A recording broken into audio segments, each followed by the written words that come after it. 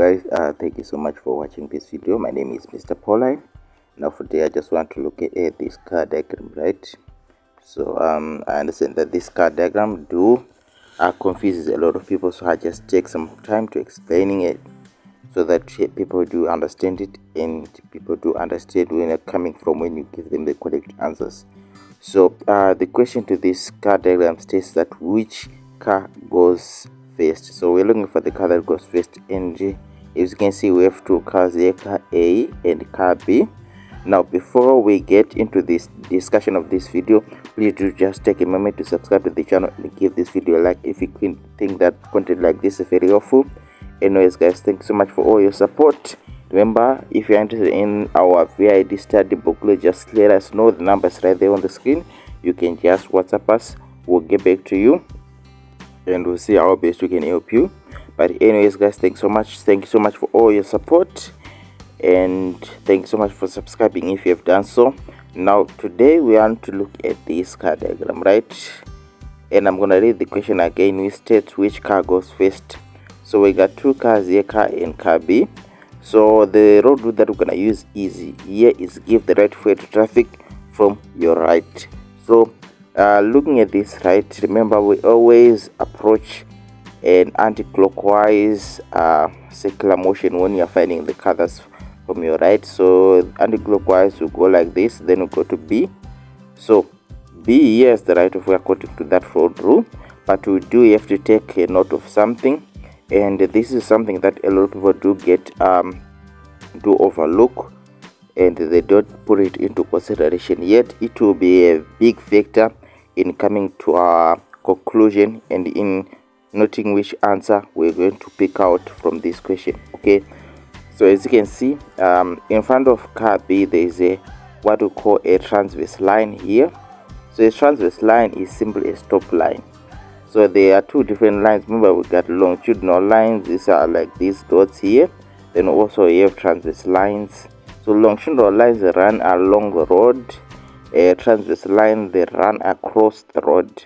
So this is something just for you to note. Okay, so in front of B we got a transverse line, and the transverse line, in this transverse line we call it a stop line. So the reason why we call it a stop line is that when you see that stop line, right, so the stop line, in your mind you have to note that that line is as good as a stop sign. Okay, so on a car diagram that line is as good as a stop sign. So you might as well imagine a stop sign right here where B is coming, right?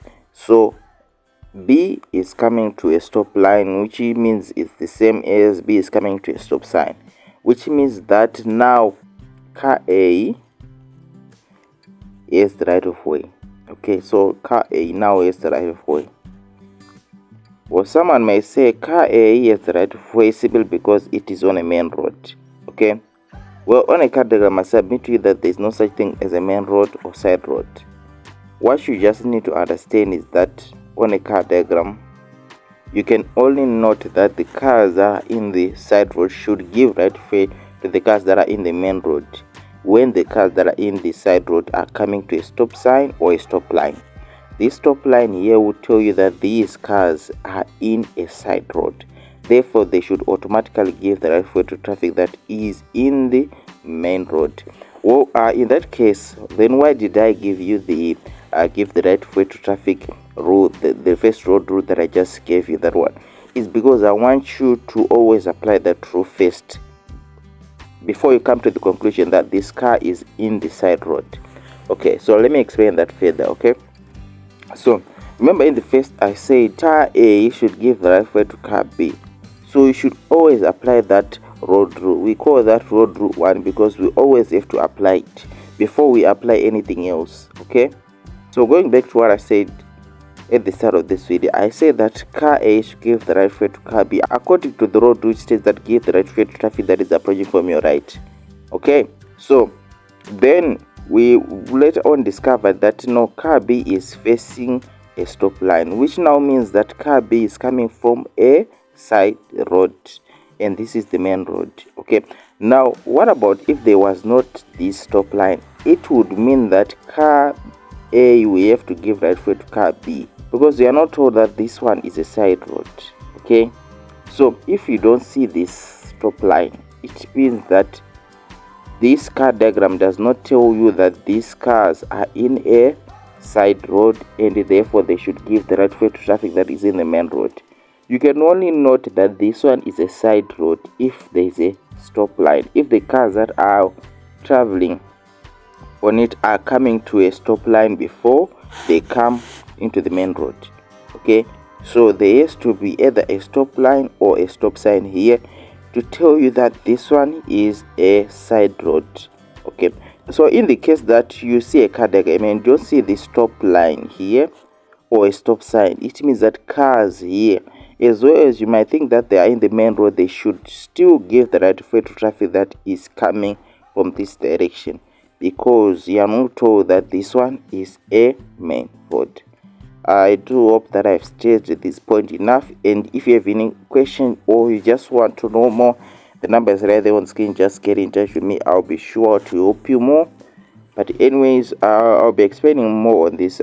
I know that there are some people who still did not get it right, but the point is very simple, right? Cars that are going straight in this road can only stop for cars that are in this road if these cars are not coming to a stop line or a stop sign. But if there is a stop sign or a stop line, then you are definitely told that these cars are in the side road. Therefore, these cars are in the main road and they should not have to wait for cars that are in the side road. Oh guys, that's the end of this video. Thank you so much for watching. Hope you learned a lot.